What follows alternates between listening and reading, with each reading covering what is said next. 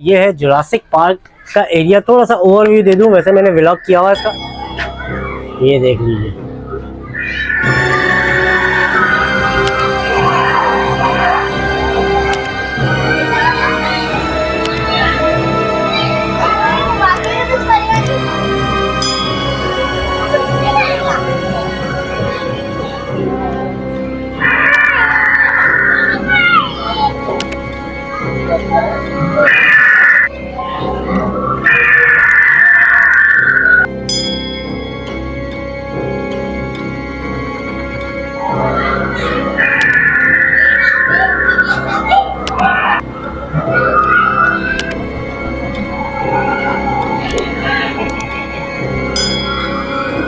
ये देखिए जी, रियल बनाया हुआ है माशाल्लाह से।